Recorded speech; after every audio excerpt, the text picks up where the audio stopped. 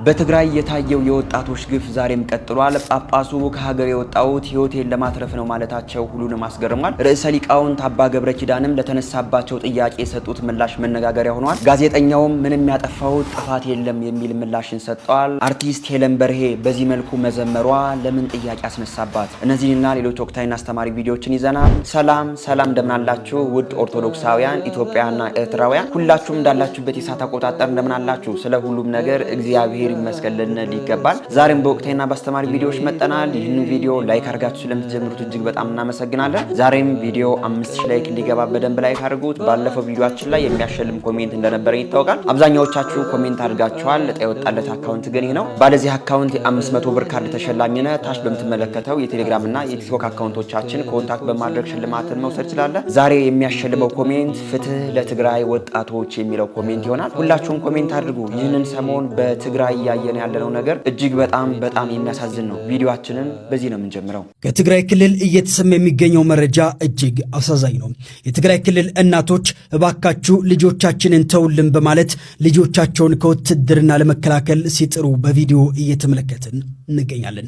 በትግራይ ክልል ወጣቶች ላይ አፈሳ እየተደረገ መሆኑ የአካባቢው ነዋሪዎች በስፋት እየገለጹ ይገኛሉ። ከትምህርት ቤት እየተመለሱ ያሉ ወጣቶች በኃይል እየተወሰዱ መሆናቸው የአካባቢው ነዋሪዎች ገልጿል። ዛሬ በመቀሌ ቀበሌ 06 ከትምህርት ቤት አካባቢ በተቀረጸ የቪዲዮ ማስረጃ ላይ እናቶች መሬት እየመቱ በከፍተኛ ጩኸትና ሐዘን ሲያለቅሱ ይታያል።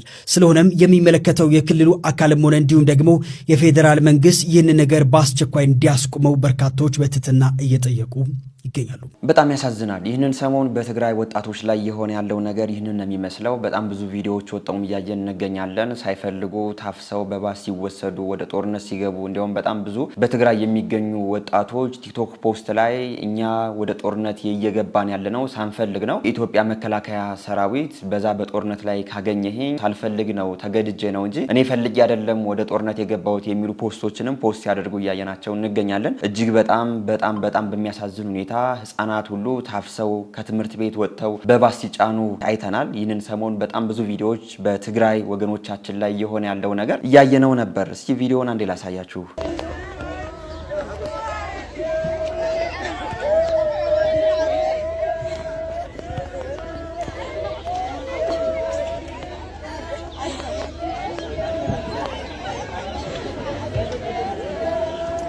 لا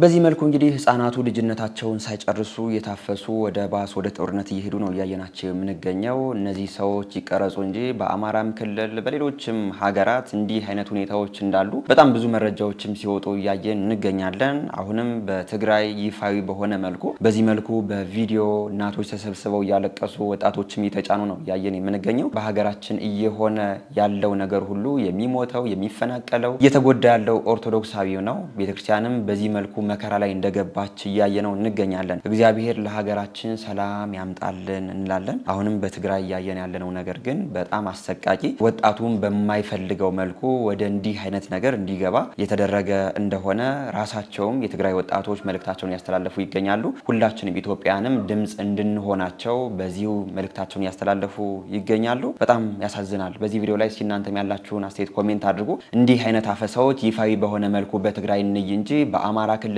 በሌሎች አካባቢ ወጣቱ ያለበት ሁኔታ ይህንን ነው የሚመስለው። እንቀጥላለን ቪዲዮአችንን። እንኳን ሰው የሞተብን እቃ የጣልን እንኳን አይመስለንም።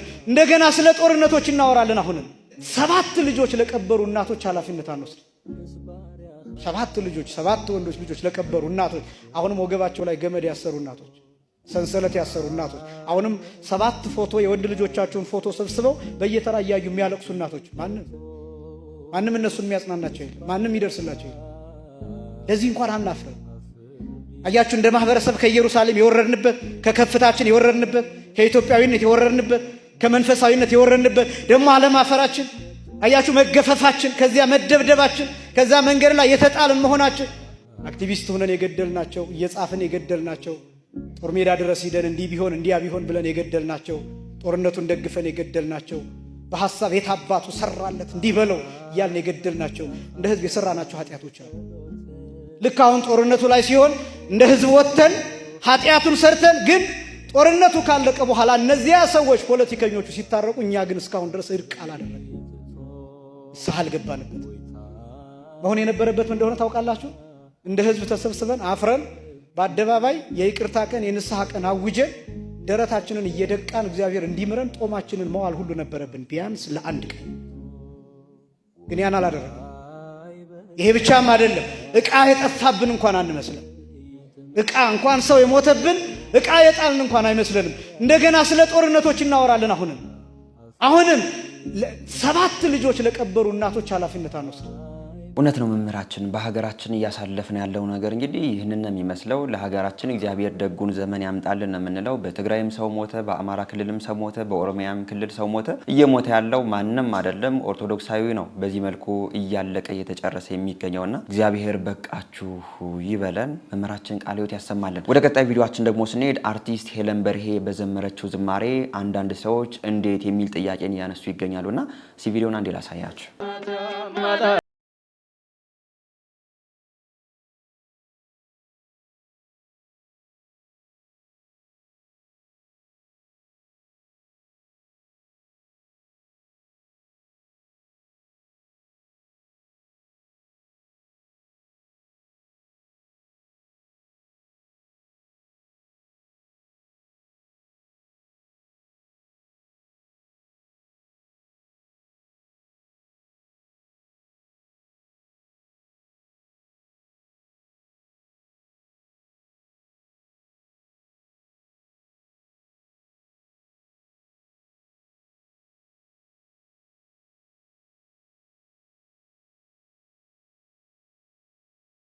ገቢ ማሰባሰቢያ መርሃ ግብር ላይ አርቲስት ሄለን በርሄ በዚህ መልኩ ምክንያት ስላለኝ ነው የምዘምርልሽ አሁንም ይብዛልኝ ፍቅርሽ የሚል ዝማሬን ደስ በሚል ሁኔታ እየዘመረች እያየናት እንገኛለንና በዚህ ዝማሬው ላይ አንዳንድ ኦርቶዶክሳውያን ጥያቄ እያቀረቡ ይገኛሉ። በእንዲህ አይነት መልኩ ሆነን መዝሙር መዘመር እንችላለን ወይ? ጥፍሯን አያችሁት ወይ? እንደዚህ ሆነ እያሉ እየተናገሩ እየሰማናቸው እንገኛለን። እንዲህ አይነት ኦርቶዶክሳውያንን አሁን በጣም ብዙ ጊዜ እንዲህ አይነት የገቢ ማሰባሰቢያ ሲሆኑ አርቲስቶች ይገኛሉ፣ ዘፋኞች ይገኛሉ። ብቻ በዚህ ሙያ ሆነው በኦርቶዶክሳዊነታቸው ጠንካራ የሆኑ ሰዎችን እያመጡ ሲያዘምሯቸው ሰውም ደግሞ እነሱን አርቲስቶችም ደግሞ እያየ እንዲሰጥ ይደረጋል። በዚህ መርሃ ግብር ላይ እህታችን በዚህ መርሃ ግብር ላይ የዘመረችበት ዋና ምክንያት በቃ የገቢ ማሰባሰቢያ ስለሆነ ነው እንጂ ቤተክርስቲያን ወደ ምረት ላይ አይደለም የዘመረችው። አንዳንድ ጉለቶች ሊኖሩ ይችላሉ፣ ጥፍር ማሳደጉ፣ ሌሎች ነገሮች እነሱን ደግሞ የቆዩ እንዲያስተካክሉ ኮሜንት ማድረግ ነው እንጂ እናንተ በእንዲህ አይነት በመዝሙር አታስፈልጉም ማለቱ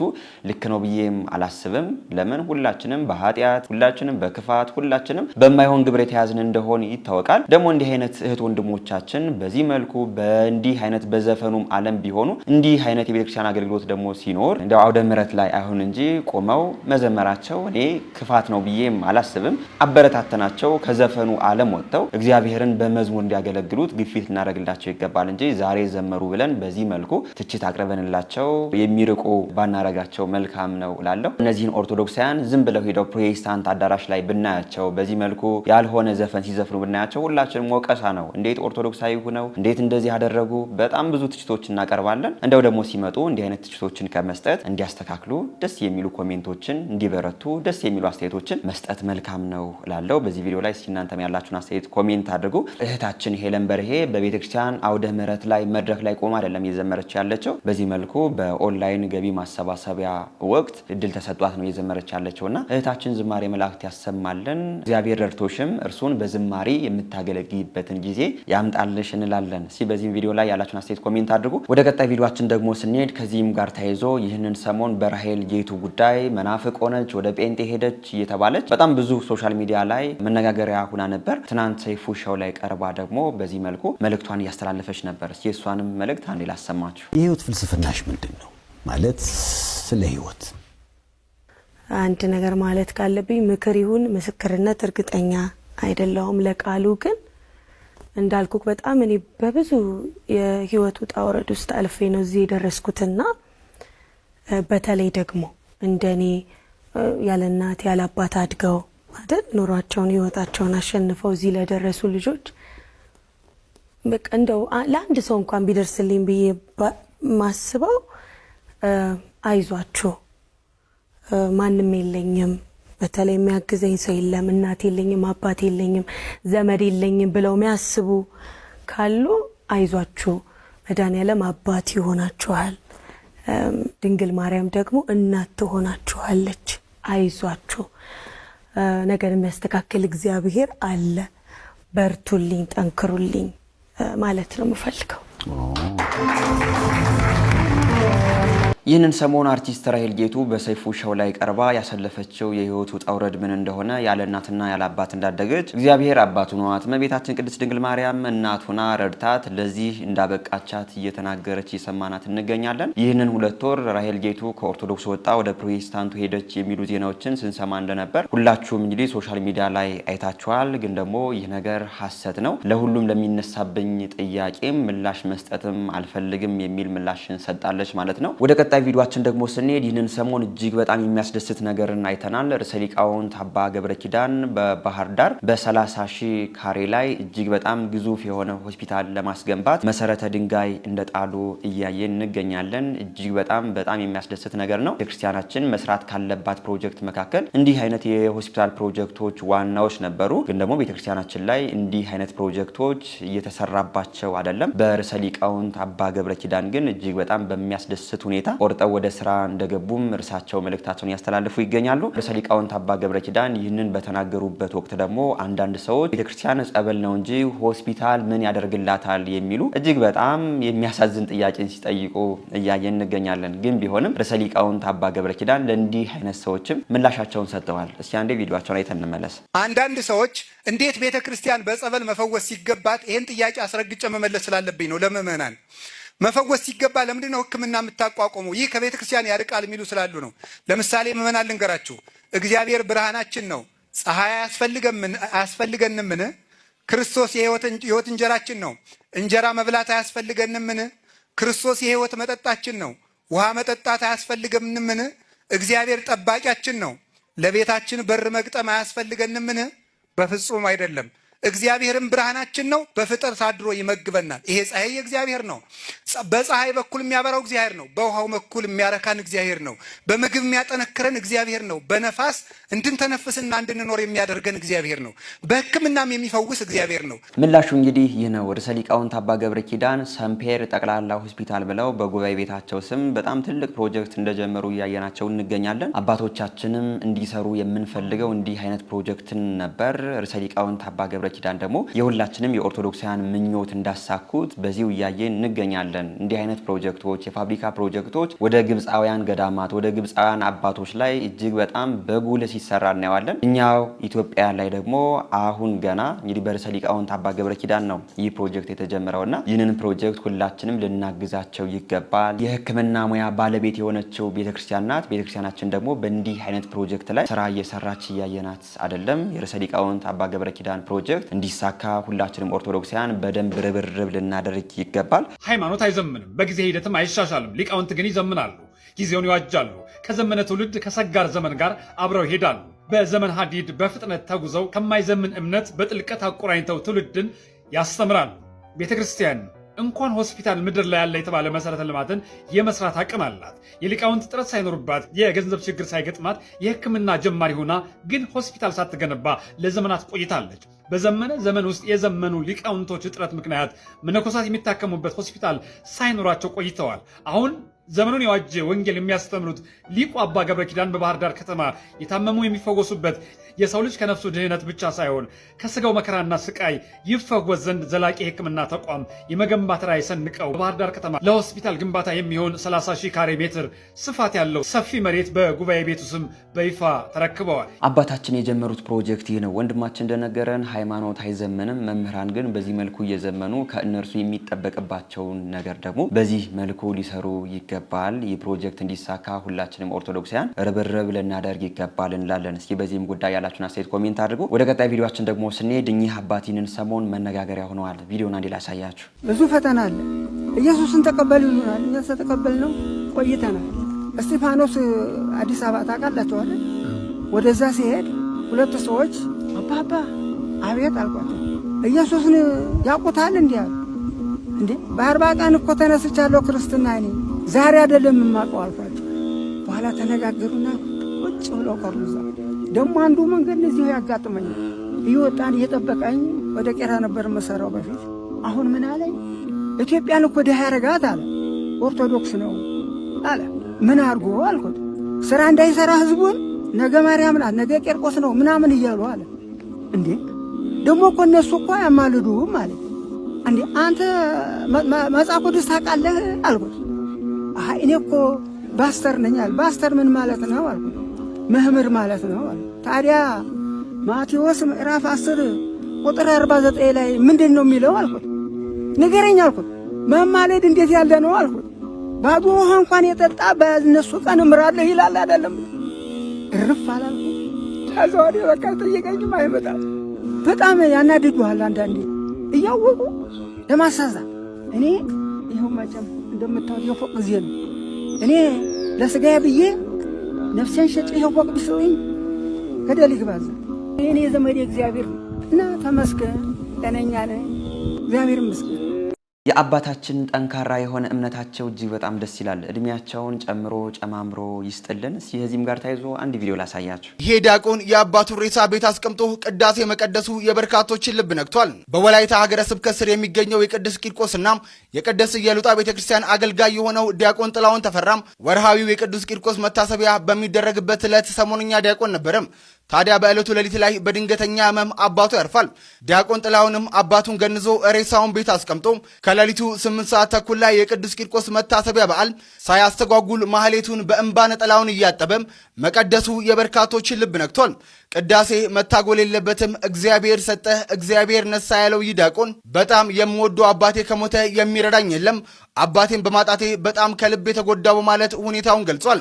ስለዚህ ጉዳይ ምን ሀሳብ አላችሁ? እኔ በዚህ ጉዳይ ላይ ምን ማለት እንዳለብኝ አላቅም። ለሁላችንም እንዲህ አይነት የእምነት ጥንካሬ እግዚአብሔር ያድለን፣ ለወንድማችንም እግዚአብሔር መጽናናቱን ያድለው እላለሁ። በጣም ገርሞኛል ይህንን ነገር በመስማቴ። ወደ ቀጣይ ቪዲዮአችን ደግሞ ስንሄድ የመናፍቃኑ ቀልድ አሁንም እንደቀጠለ ነው። ይህን ቪዲዮ አንዴ ላሳያችሁ። አሩባ አንሆባ ጃሉሪያ ሰኩምባ በጠላቶች ለሰይፍ ይሰካ። አሜን። አሩባ አንሆባ ጃሉሪያ ሰኩምባ። ዛሬ የእርሶን ሚሊዮኖች አስለቅቃለሁ። አሩባ አንሆባ ጃሉሪያ ሰኩምባ በጠላቴ ላይ ሰይፍ ይሰካ፣ በእኔ ላይ በረከቱ መጥቶ ይሰካ። አንተ ችግር አሁን አንድ አሁን ሚነቀለው የፋይናንሻል ቀንበር ነው።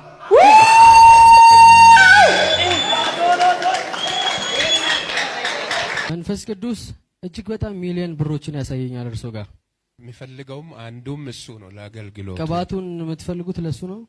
ዛሬ የእርሶን ሚሊዮኖች አስለቅቃለሁ።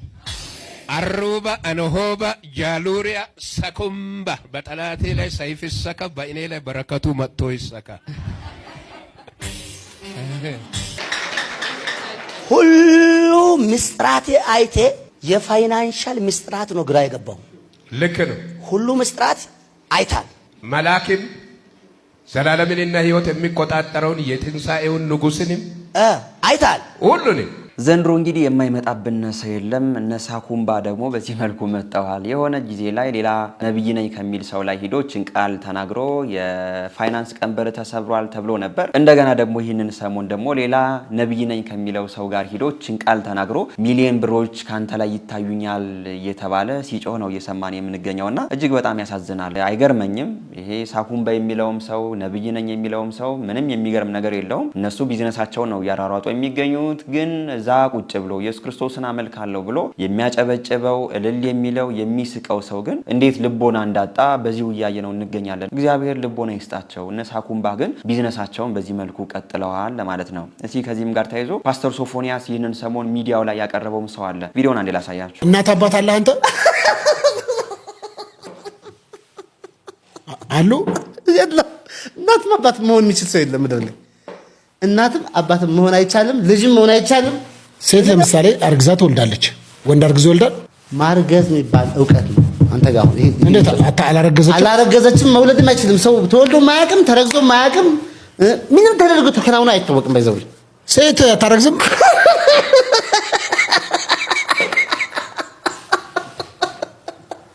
እንዴ ቅድም የጅማው ነገር እንዳልተከናወነ ሁሉ ጅማ ያልኩ ነገር በፕሪቪ ሄድኩኝ ምናምን ሄድኩኝ በሙሉ እንዳልተፈጸመ ሁሉ ይሄ ምንድነው ነገር ተወለደ፣ ታራ፣ ተፈጠረ ምናምን አንዱም አልተፈጠረ። አንተ ተወልደ አይደለም? በፍጹም አልተወለድኩም፣ አልተፈጠርኩም፣ ምናምን አልኩም። ኢመርጀንስ ነው፣ ድሪም ኢመርጀንስ ነው ይሄኛው። አሁን ምን ኖሮ አሁን ካታጎራይዝ እናድርገው። ሳወራ ይህን ሪያላይዝ ካደረክ በኋላ ሌላ ኪንግደም አለ፣ ሌላ ሁኔታ አለ፣ ሌላ ምናምን አለ። አሁን ባለው ይሄ በቋንቋው ይሄ ፖስት ሊንጉስቲክ የሆነ ወርልድ ምልህ ይሄ ወሬ ላይ የተመሰረተው ተወልጄ ታርቼ ተፈስቼ እኔ ልጅ ነኝ፣ እኔ አባት ነኝ፣ እኔ ተድኛለሁ፣ ይሄ ምንድነው ነገር በሙሉ ልብ ወለድ ማለት ነው። ቋንቋ ወለድ ማለት እኮ ልብ ወለድ ማለት ነው። ቋንቋ የወለደው እኮ ከቋንቋ ውጭ አልተወለድክም ወይ? ተወለድክ? ከቋንቋ መወለድ የሚባል ኮንሴፕት የለም እኮ። መወለድ ምንድነው እስኪ?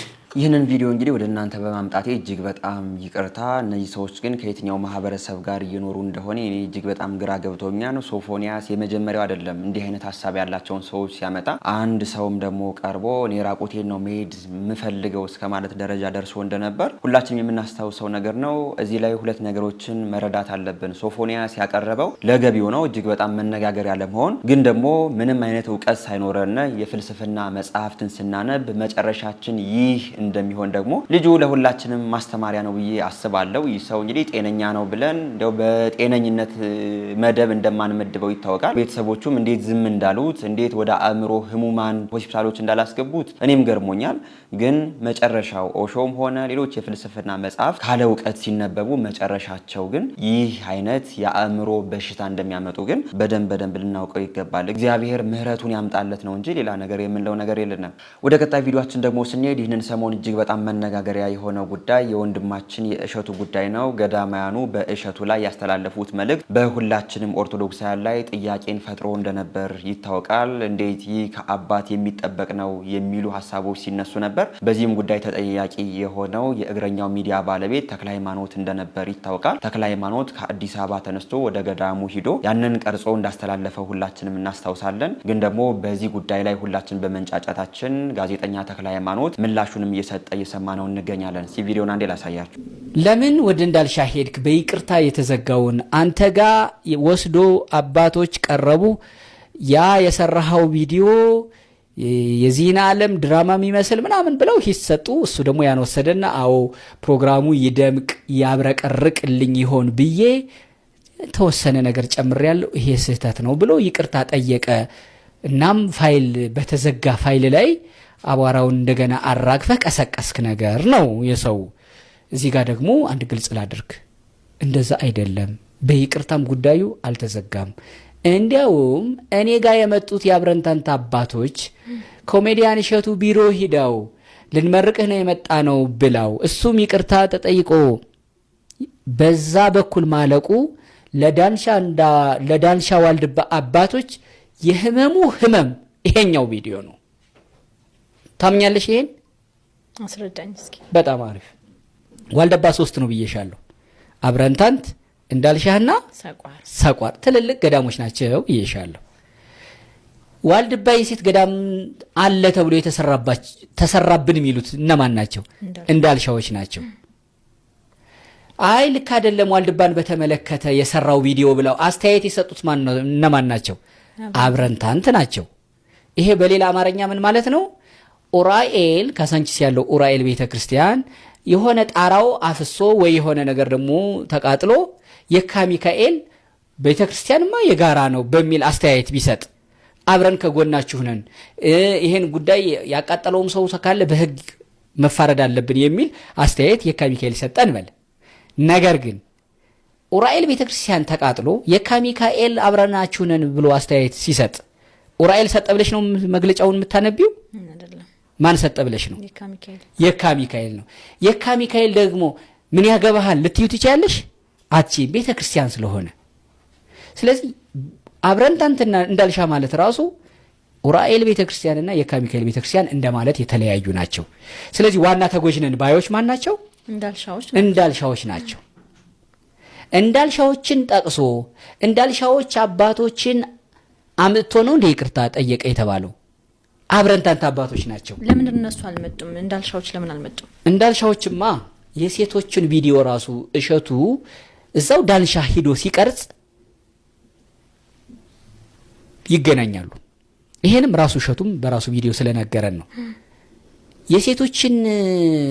የሴቶችን ማደሪያ የሴቶችን ሲቀርጽ ዋለና ጋዜጠኛ ተክለ ሃይማኖት በዚህ መልኩ በተነሳበት ጥያቄ ምላሽ እንደሰጠ ነው እየሰማነው የምንገኘው። እንግዲህ በንግግሩ 3 ዋልድባ እንዳለ፣ አንደኛው አብረንታንት ዋልድባ፣ ሁለተኛው እንዳልሻው ዋልድባ፣ ሶስተኛው ደግሞ ሰቋር ዋልድባ እንደሚባልና እሸቱ ደግሞ በዛ ፕሮጀክትን ለማሰራት በእንዳልሻ ዋልድባ አባቶች ያንን ቪዲዮ እንደሰራው ነው እየተናገረ የሚገኘው። ግን ደግሞ ሁላችሁ የምታስታውሱ ከሆነ ያደረገው ነገር ልክ አይደለም፣ ስህተት ነው የተባለው 3 መነኮሳት በእግረኛው ሚዲያ ላይ ቀርበው አይ እሸቱ ያደረገው ነገር ልክ አይደለም፣ የገዳም ስርዓትን የጠበቀ አይደለም፣ ገዳማችን ተደፍሯል የሚል መልእክትን በማስተላለፋቸው እርሱም ደግሞ አዎ አባቶች እንደዚህ ከሚያዝኑ ብሎ አባቶችን ይቅርታ እንደጠየቀና የሰራውትም ስራ ልክ አይደለም ብሎ መልእክት እንዳስተላለፈ ሁላችንም እናውቃለን። ከዛ በፊት ግን ማንም አባት ቀርቦ እሸቱ የሰራው ስራ ልክ አይደለም ብሎ እንዳልተናገረ ሁላችንም እናስታውሳለን። እንግዲህ ጋዜጠኛው ተክለ ሃይማኖት እጅግ በጣም እነዚህን አባቶች ያበሳጨው ደግሞ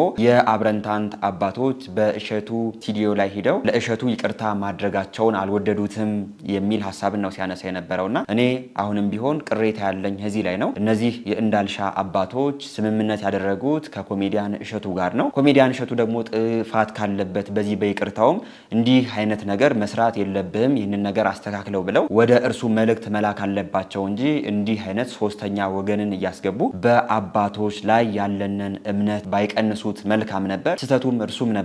እሸቱ አልተሳሳተም እያልን አይደለም። ግን ደግሞ እነርሱ የእንዳልሻ ዋልድባ አባቶች ያስተላለፉት መልእክት የሁላችንም ልብ እንደነካውና ከአባቶችም የማይጠበቅ ነው እንዳስባለን ሁላችሁም የምታስታውሱት ነው። ይህንን ሶስተኛውን ወገን እግረኛው ሚዲያ ከማስገባት ሁለቱ በስምምነታቸው መሰረት ይህንን ችግር መፍታት ነበረባቸው ማለት ነው። አሁንም ቢሆን ይህንን ክፍተት ያመጣው የእግረኛው ሚዲያ እንደሆነ ግን በዚሁ እያየነው እንገኛለን። እግረኛው ሚዲያ ያወጣው ነገር ሁላችንም ከአባቶች የማይጠበቅ ነገር እንደሆነና እኛም ኦርቶዶክሳውያን አባቶች እንዲናቸው ብለን እንዲያው ከልባችን ላይ እንድንፍቃቸው ተፈልጎ የተሰራ ስራ ነው እንጂ እውነት ለቤተክርስቲያን ተቆርቆሮ ይህንን ነገር እንዳላደረገው እግረኛው ሚዲያ በሰጠው ምላሽ አይተናል ማለት ነው። እስኪ በዚህም ጉዳይ እናንተም ያላችሁን አስተያየት ኮሜንት አድርጉ። እግረኛው ሚዲያ ግን ይህንን ሰሞን በተነሳበት ጥያቄ ላይ ምላሽ እንደሰጠ በዚሁ እያየነው እንገኛለን። ወደ ቀጣይ ቪዲዮአችን ደግሞ ስንሄድ የምናገኛቸው ብፁዕ አባታችን አቡነ ጴጥሮስን ነው። አሁን ከኢትዮጵያ የወጡበት ምክንያት ምንድን ነው? ለምንድን ነው ወደ ኢትዮጵያ የማይመለሱት? ራሳቸው ምላሽ የሰጡ እየሰማናቸው እንገኛለን። ቪዲዮን አንዴ ላሳያችሁ። እና አቡነ ጴጥሮስ ሞትን ፊት ለፊት ሲጋፈጡ፣ አመፀኞችን ፊት ለፊት ሲያወግዙ፣ ምድሪቱ ለአመፀኞች አትገዛም ብለው ሲናገሩ፣ የምንኖርበት ሀገር የተረገመ ነው ከነጋዴዎች ጋር የተመሳጠረ ይመስል ለበጋና ለክረምት የተለያየ ልብስ እንድንገዛ ያስገድደናል። ያሳዝናል። የለንም፣ ወድቀናል። ትልቅ ሀገር ተቀብለን በትንሽ አይምሮ አበላሽናት። አንድ ወንበር ተምረን አንድ ቃል እግዚአብሔር አጥንተን በአንድ ቤተ መቅደስ ቀድሰን እዚህ ስንመጣ ተለያየን። አንተ እዚያ ነህ አንተ እዚህ እንደተባባልን አያሳዝንም? የትናንት ባለስልጣን ዛሬ እኮ ሲጀነኑ የነበሩ ሰዎች እኮ ዛሬ እናንተ ጋር እኩል ናቸው። የሉ እንደውም የሉ። ስለዚህ ለሚያልፍ ነገር ለምትጠቃይ ይጨፍር እና እኔ ውጭ ሀገርን የፈለግኩት የመጠለያ ዋሻ ነው፣ ለኑሮ አይደለም፣ ለመክበር አይደለም፣ ለምን አይደለም፣ ከሞት ማምለጫ ዋሻ ነው የፈለግኩት። አሜሪካ ነው የሄድኩት። አሜሪካ ዛሬ ሰው ፈልጎ ነው የሚሄድ። እኔ ፈልጌ አይደለም የሄድኩት፣ መኖር ስላቃተኝ ነው የሄድኩት። ስለዚህ መኖር ስላቃተኝ ዋሻ ነው እንደ ዋሻ ነው የፈለግኩት። እዚያ እጄ ዋሻ አገኘሁ። ቁጭ ብዬ እዚያ ጸልያለሁ፣ ግን አልስማማኛል። እኔ ወጣት አይደለም፣ መዝሙሩ ህይወት ይኑረው። የእግዚአብሔርን ቃል አንቡ፣ ቁጭ ብለህ ቆርጥም የእግዚአብሔርን ቃል ህይወትን ኑረው። ይሄ እንደሆነ የሚቀር ነገር ነው። ሁሉም እኮ ይቀራል፣ አይቀርም። ትናንት ያየናቸው ሰዎች እኮ ዛሬ የሉ። አንተ የሰማያዊ አባት ነህ። እናም ራስህን አክብር፣ ጎረቤትህን አክብር፣ ሰውን ሰው አድርገህ ራስህ ሰው ሁን ብሏል።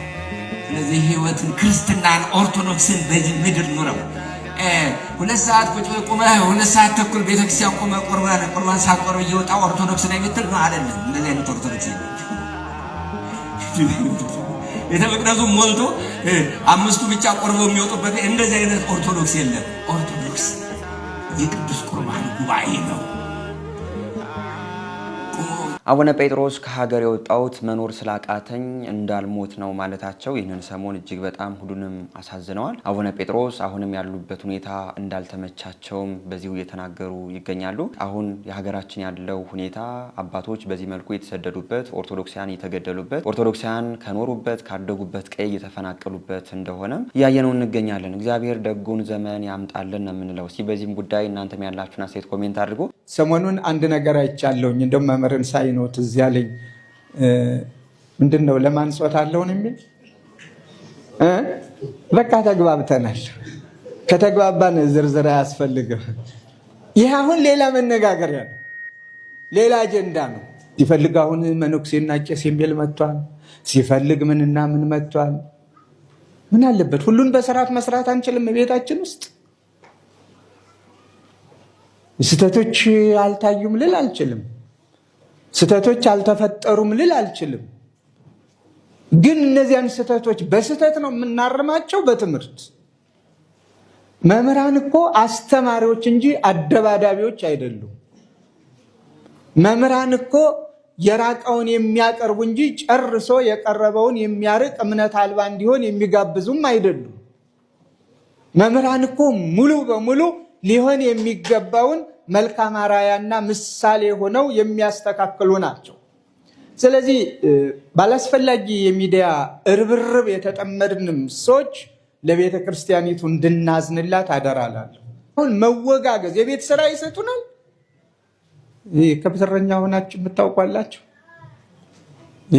ከፍ ያለው እንደው ጎልመስ ያለው ወጣት ክፋቱ መከራ ነው። እነዚህ ህፃናትን ይሰበስብና ለበቆች ከርክሞ በጣም አልፍቶ ወይ ልምጭም በሉት ከባህር ዛፍ በጣም ፀሐይ አስመትቶ በደንብ ያስተካክልና እንትፍ ብሎ እዚህ ጋር የባና አባት ገደል ገባ ይለዋል።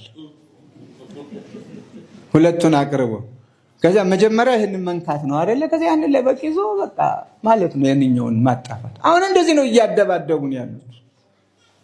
እንደዚህ ነው መከራ እያሳዩን ያሉት። እውነት ነው አባታችን። እንግዲህ ይህንን ሰሞን ተነሱ የተባሉ አጀንዳዎችን እንኳን ብትመረምሩ ሁሉም አጀንዳዎች ቤተክርስቲያን የሚነኩ ናቸው። በዚህ ወር ብቻ ኦርቶዶክሳውያን ሞቱ፣ የኦርቶዶክሳውያን ሞት አጀንዳ አደረግን። የኦርቶዶክሳውያን ሞት ለማስረሳት ደግሞ አይ መነኮሳት ወደ ገዳማ መግባት አለባቸው የሚል ደግሞ አጀንዳ መጣ፣ እርሱን ያዝን። እንደገና ደግሞ ኮሜዲያን እሸቱ ጉዳይ በገዳም ላይ ይህንን ፈጽሟል ተባለ፣ እሱን አጀንዳ ያዝን። ይህንን ሰሞን ደግሞ እንደገና ደግሞ ቅድስት ሥላሴ ጾታ አላቸው የላቸውም የሚሉ አጀንዳዎችን ይዘን ወደዚህና ወደዚህ እየዋኘን እንገኛለንና የሚመጡ ነፋስ የሆኑ አጀንዳዎች ሁሉ ቤተክርስቲያንን በዚህ መልኩ እየጎዷት እንደሆነ እያየን እንገኛለን። መያዝ ያለብንን ማጥበቅ ያለብንን አጀንዳ አሁን ላይ ያጠበቅን አይደለም። የአርሲ ኦርቶዶክሳውያን ሞት አሁንም አልቆመም። ትናንትም እንደሞቱ ከዛ በፊትም እንደሞቱ ይታወቃል። አሁን ላይ ግን የአርሲ ወገኖቻችን ሞት እንኳን አጀንዳ ሆኖ እየተነገረ አይደለም። ይህ ሁኔታችን ለቤተክርስቲያንም ለኦርቶዶክሳውያንም በዚህ መልኩ ዋጋ እያስከፈለ እንደሆነ አባታችን እየተናገሩ ይገኛሉ። በዚህም ጉዳይ እናንተም ያላችሁን አስተያየት ኮሜንት አድርጉ። ወደ ቀጣይ ቪዲዮአችን ደግሞ ስንሄድ ሶስቱ ከባዱ ኃጢአቶች እነማን ናቸው? አንድ ቪዲዮ አንዴ ላሳያችሁ። በዚህ ዘመን የሚገኙ ሁሉም ወጣቶች የሚናገሯቸው ሶስት ከባድ ኃጢአቶች አሉ። እነዚህ ኃጢአቶች የሚገናኙት ነፍስ ከማጥፋት ሰው ከመግደል ጋር የተያያዙ ናቸው። በማወቅም ባለማወቅም ከምንሰራቸው እግዚአብሔርን ከምንበድልባቸው ክፉ ከሚባሉ ኃጢአቶች መካከል እነዚህ ሶስቱ ይጠቀሳሉ። የመጀመሪያው ውርጃ ነው። በውርጃ ብዙዎች ነፍስ ሲያጠፉ አንዳንዶቹም ተባባሪ በመሆን እንዲጠፋ እንድታስወርድ በማድረግ ውርጃ የሚያከናውኑ የሰው ልጅ የሚገሉ እጅግ በጣም በርካታ ወጣቶች አሉ። ይህን ኃጢአት ከሰራችሁ አሁኑን ሳትውሉ ሳታድሩ ንስሐ ልትገቡ ይገባል። ሁለተኛው በፍቶት ራስን ማርካት ወይም ደግሞ ግብረ አውናን የሚባለው በስጋም በነፍስም የሚጎዳ የብዙዎችን ነፍስ እያጠፋ ብዙዎችንም ከእግዚአብሔርም ከበረከታቸውም እያራቃቸው ያለ እጅግ ከባድ ኃጢአት ነው። ከሰዎች ተደብቃችሁ ጨለማ ለብሳችሁ የሰራችሁትን ይህን ክፉ ኃጢአት ላበነፍሳችሁ መናገር፣ ለታላላቅ ሰዎችም በማማከር ከዚህ ኃጢአት መውጣት እግዚአብሔርን ይቅርታ መጠየቅ ይገባችኋል። ሶስተኛ ደግሞ ገንዘብ ለማግኘት እንዲሁም በሰዎች ላይ ክፉ ነገር ለማድረግ ጠንቋይ ቤት መሄድ ነው።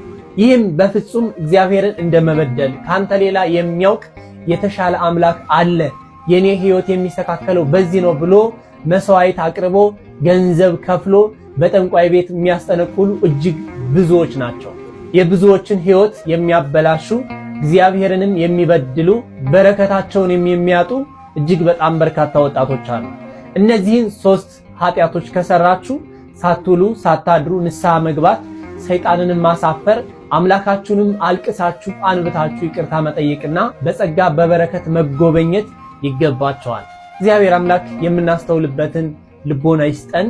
አሜን አሜን። ለሁላችንም እግዚአብሔር ልቦና ይስጠን። ሁላችንም ወደ ንስሐ አባቶቻችን ቀርበን ለሰራናቸው ኃጢአቶች ሁሉ ንስሐ ልንገባ ይገባናል። መምህራችን ቃለ ሕይወት ያሰማልን። እንቀጥላለን ቪዲዮአችንን። የእንጀራ ጉዳይ ነው ብለን የምንሰራው ኃጢአት የለም።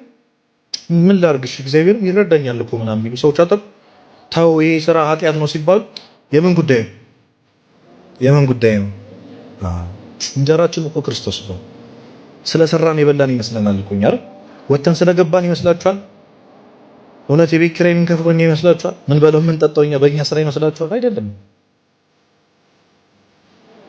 ለአንዳንዶቻችን ሱስ ነው፣ መተው ያቃተን ይሳቃችን ሱስ ነው።